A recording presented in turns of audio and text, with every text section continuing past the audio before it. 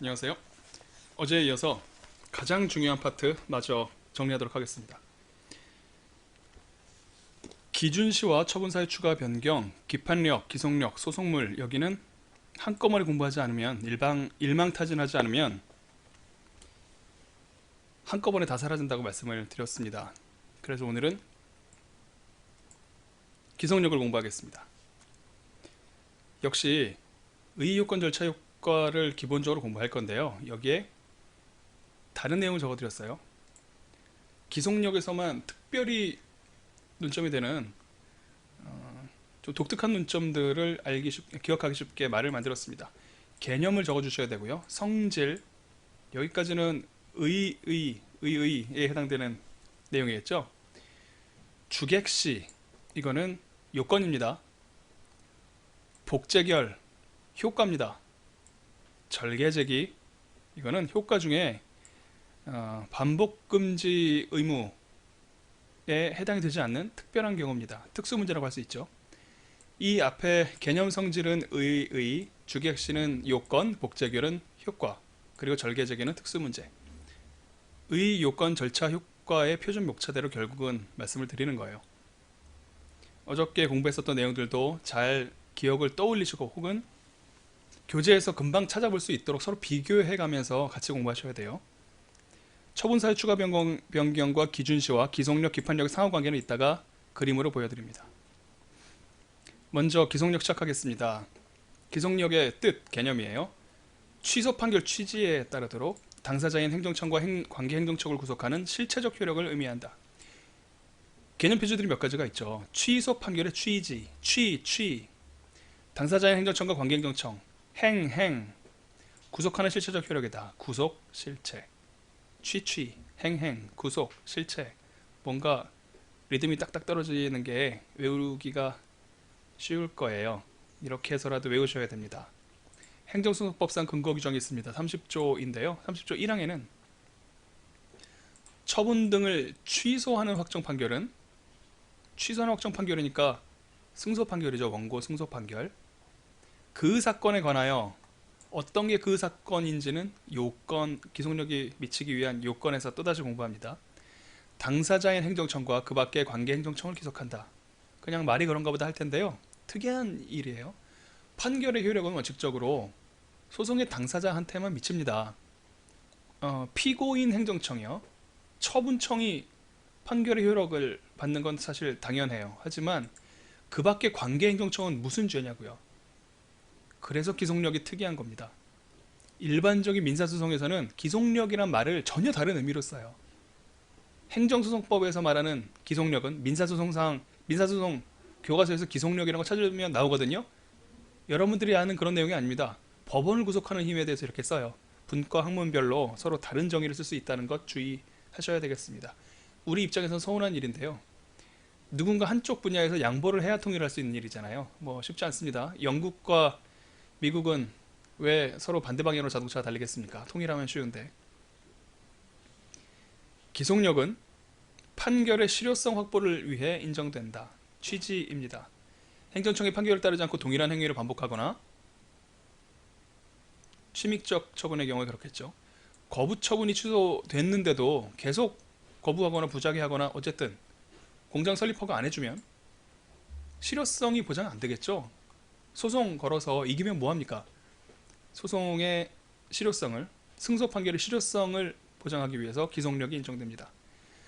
그래서 성질을 간단하게 적어주시면 돼요. 이거를 답안지에다 이렇게까지 복잡하게 쓰실 일은 없을 겁니다. 매우 요약해서 두어 줄로 쓸 수 있도록 준비하시면 되겠어요. 기판력설이 있으나 특수효력설이다. 하지만 우리 판례는 기속력이란 말이랑 기판력이란 말을 서로 구별하지 않고 막 쓰는 경우가 과거에 많이 있었다. 최근에는 구별합니다. 하지만 전원합의체 판결로 공식적으로 바뀐 게 아니기 때문에 판례가 명시적으로 기판력과 기속력을 같은 것으로 본다, 다른 것으로 본다, 여기에 대해서 확실하게 말할 수 있는 건 아니에요. 검토는 특수효력설이 타당하다. 기판력설이 있으나 특수효력설이 타당하다. 왜냐하면 이렇다 정도로 답안지에 쓰시면 됩니다. 기판력과 기속력이 구별되는 지점들을 근거로 제시하시면 돼요. 방금 말씀드린 내용이 여기 나옵니다. 기판력은 판결의 효력, 기판력뿐만 아니라 판결의 효력은 소송 당사자한테 미치는 거예요. 동일시할 수 있는 자는 거의 당사자이기 때문에 당사자한테만 미친다라는 말을 약간 폭넓게 해석한 정도인데요. 기속력은 아예 뜬금없이 관계행정청이요. 이 사람은 사람이 아니죠. 관계행정청은 처분청이 아니에요. 처분청이 아닌 관계행정청에도 미친다는 게 특이한 겁니다. 그리고 기판력은 주문에 포함된 것에 한정되는데, 주문 말씀드렸었죠. 갑은 을에게 100만 원을 지급하라. 이게 주문이에요.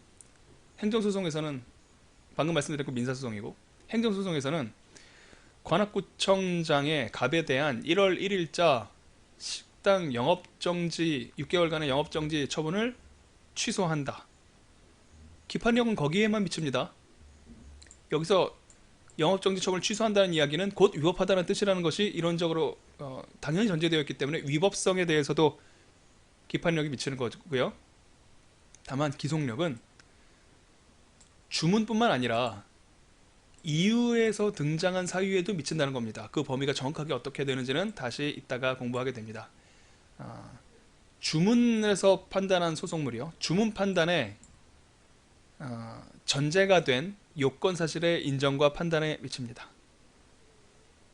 어쨌든 중요한 건 주문뿐만 아니라 이유에도 일부 미친다고요. 기판력은 동일한 처분에 대해서만 미치는데 기속력은 새로운 처분에도 미친다. 내용을 한 번에 이야기가 쉽지가 않죠. 상황을 생각하시면 돼요. 기판력은 방금 말씀드렸던 관악구청장의 처분이요. 그 처분이 위법하다라는 사실에 대해서 미치는 겁니다. 그러니까 바퀴벌레 때문에 영업정지를 1월 1일 날 발령했단 말이에요. 그런데 12월 31일 날 청소불량 때문에 또 영업정지를 발령했어요. 서로 다른 처분이죠. 기판력은 서로 다른 처분인 경우에 미치지 않습니다.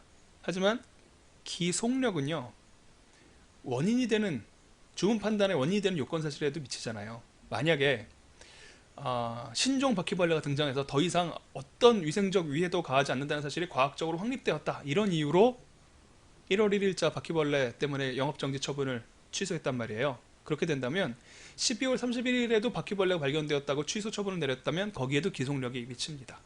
바퀴벌레는 위험하지 않다고 그랬잖아. 주문 판단의 전제가 된 요건 사실의 인정과 판단이죠. 바퀴벌레가 더 이상 위생적으로 전혀 위험하지 않고 매우 영향이 많다는 사실이 밝혀졌어요. 신종 바퀴벌레가 등장했다고 가정합시다. 설탕으로 이루어진 바퀴벌레가 등장했어요. 그럴 경우에는 똑같은 바퀴벌레 등장, 음식에서 바퀴벌레가 나왔다는 이유로 영업정지 처분을 하면 12월 31일과 1월 1일로 두 처분은 서로 다른 처분이지만 역시 기속력이 미칩니다. 여기서 잠깐 다시 한번 복습하고 넘어갈게요. 처분의 동일성은 어떻게 구분한다고 말씀드렸죠? 주체, 상대방, 일시, 주문, 이걸로 구별됩니다. 관악구청장의 갑에 대한 1월 1일자 영업정지 처분이요. 이걸로 구별됩니다. 처분 사유에까지는 미치는 게 아니에요. 주상 일주 이렇게 말씀드렸었죠.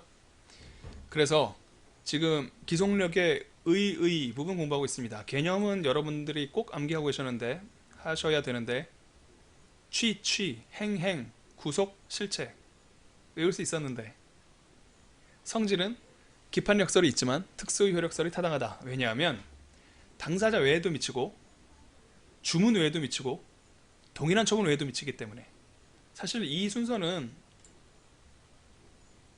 외우는 게 어렵지가 않아요. 왜냐하면 소송사건은 대개 법원, 당사자, 소송물 이런 것들로 특정되잖아요. 첫 번째 보면 당사자입니다. 두 번째는 소송물입니다. 세 번째도 소송물입니다. 그러니까 전혀 엉뚱한 내용을 외우는 게 아니라 사건을 특정하는 주요 요소에서 주로 차이점들이 부각될 거 아니에요. 거기서 찾아내시면 내가 뭘 잊어먹었는지 다시 한번 떠올리는 데 도움이 될 겁니다. 지금까지가 기속력의 의 부분이에요. 이제 요건인데요.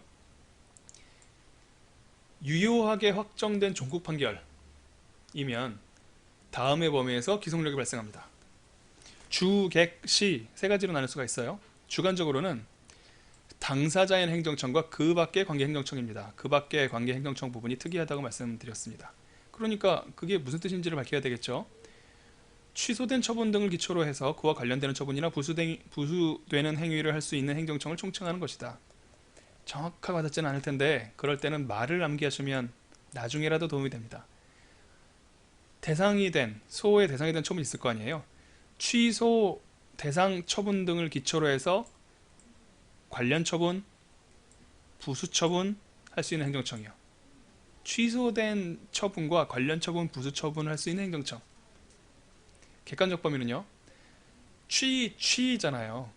판결의 취지입니다. 판결의 주문이 아니고요. 판결의 취지예요. 그러니까 주문과 이유로 구성되죠. 주문은 전체이고요. 이유는 일부입니다. 주문 판단의 전제가 되는 요건 사실의 판단에만 기속력이 발생한다고 말씀드렸습니다. 이유 중에서는 모든 이유 판단이 아니고요. 이 주문 판단을 근거 지우는 주문의 결론 판단의 이유가 된 바로 직접적인 전제가 되는 요건 사실의 판단에만 기속력이 발생을 하고 결론과 관계없으면요. 뭐 간접사실, 방론은 뭐 곁다리 논의 이런 뜻이잖아요. 여기는 기속력이 발생하지 않는다. 주문 판단이 전제가 되는 요건 사실 이 말을 암기하셔야 돼요. 주, 객, 시 기속력은 처분 당시까지 존재하던 사유에 대해서 미치고 처분 시요 그 이후에 생긴 사유는 미치지 않는다. 이게 다릅니다. 기판력은 사실심 변론 종결시라 그랬잖아요.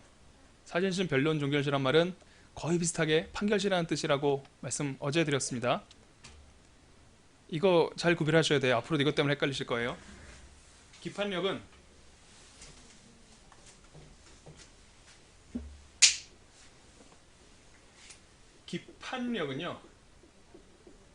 기속력과는 달리 판결시에 기속력은 처분시에 대개는 처분을 하고 나서 그게 문제가 돼서 재판이 진행이 되고 판결이 내려지잖아요. 처분이 먼저고 판결이 나중인데 기속력은 처분시가 기준이고요. 기판력은 판결시가 기준입니다.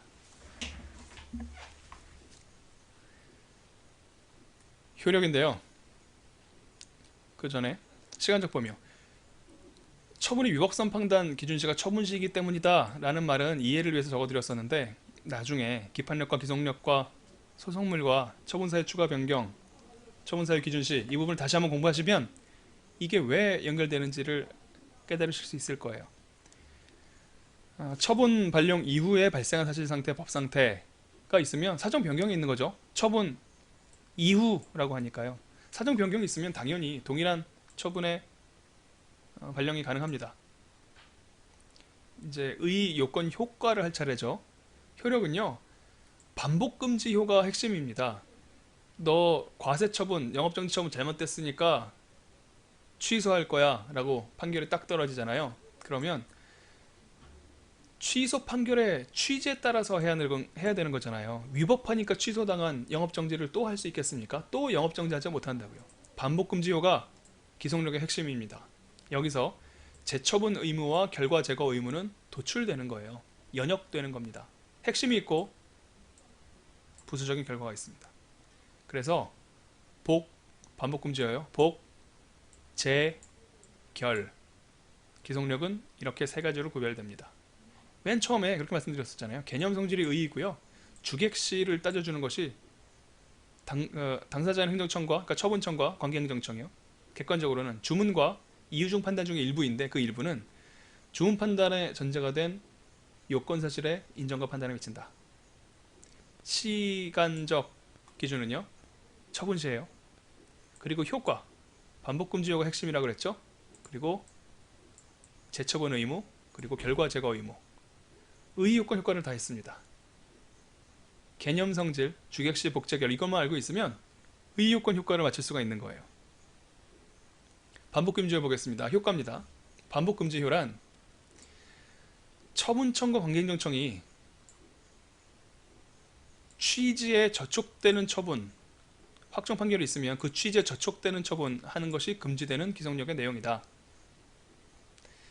판결의 취지에 저촉되는지는 기본적 사실관계의 동일성을 기준으로 판단한다. 그러므로 기본적 사실관계가 동일한데 동일한 처분, 기본적 사실관계가 동일한데 1월 1일날 바퀴벌레 나왔다는 사실로 동일한데 또 영업정지 처분을 하면 취소가 됐거든요. 3월 1일날. 근데 3월 2일날 근데 너 지난번에 1월 1일날 바퀴벌레 나왔다며? 너 영업정지 또 이거 안 된다고요. 적용 법규를 달리했거나 처분 사유를 변경해도 기성력에 반한다고 합니다. 적용 법규를 달리하면 바퀴벌레 나와서 영업정지하는 것이 10조고 오물이 나와서 기타 혐오스러운 물질 이런 게 11조면 그럼 11조를 근거로 하는 거니까 다른 처분이야 그래도 안 된다고요. 취지에 어긋나는 거니까. 반복금지 후에 저촉되지 않는 경우가 있습니다. 이게 바로 아까 위에서 적어드린 절개 제기에 해당되는데요. 이 내용들을 집중하셔야 될 겁니다. 이게 실제로 시험 문제 나온 적도 있어요. 노무사 행정쟁송법 문제로 출제된 적도 있는 내용입니다. 반복금지 후에 저촉되지 않는 경우는 어떤 경우인가, 또다시 영업정지 처분할 수 있는 경우는 어떤 경우인가, 이런 거예요. 절차하자 때문에 취소되었다. 그러면 나중에 그 절차를 개선한 다음 그 절차를 충족시킨 다음에 똑같은 영업정지하는 건 당연히 취지에 맞는 것이겠죠. 위원회의 의결을 받아서 영업정지를 해야 되는데 위원회 의결을 안 받았어요. 다음에 그 위원회 의결을 받은 다음에 영업정지를 하면 하자가 치유된 거잖아요. 동일 처분이 아닌 겁니다. 법이 개정된 경우에도 또다시 영업정지할 수 있어요. 처분 이후 사정이니까 사정 변경이죠. 그래서 내가 하려던 영업정지 처분이 적법하게 됐어요. 그러면 법치행정해야 될 거 아닙니까? 법에 있는데 어떻게 안 지켜요? 신종 바퀴벌레, 기존 바퀴벌레가 모두 멸종하고 신종 바퀴벌레가 창궐해서 모두 설탕으로 되어 있고 건강에 좋기만 하고 나쁜 것이 전혀 없으므로 그게 들어간다고 해서 영업정지할 수 없도록 법이 바뀌었어요. 그러면 그런 경우가 아니로군요. 더 이상 법령이 개정이 되어서 바퀴벌레뿐만 아니라 어떤 것이 이물질이 들어가도 무조건 영업정지를 할 수 없도록 그냥 경고만 하도록 바뀌었어요. 그러면 똑같은 영업정지를 할 수 없겠죠. 바퀴벌레에 꽂혀가지고 죄송합니다. 절차 하자를 개선을 하면 동일한 처분을 할 수 있다는 것은 이해가 가셨을 테고요. 법이 바뀌어도 법치 행정을 해야 되기 때문에 나중에 동일한 처분을 할 수 있다는 겁니다. 그리고 재량 행위가 있는데 생각을 해보면 재량 행위라는 것은 행정청한테 판단의 여지가 있다는 거잖아요. 실체적 하자가 그대로 존재하고 법 개정이 없었더라도 이 말은 절차 하자에 해당되지 않고 법 개정에 해당되지 않고 1번, 2번에 안 걸려도 그게 재량이 인정되는 행위라면 행정청은 다시 정당하게 형량을 한 후에 요모점을 따져본 다음에 똑같은 처분을 반복할 수가 있습니다.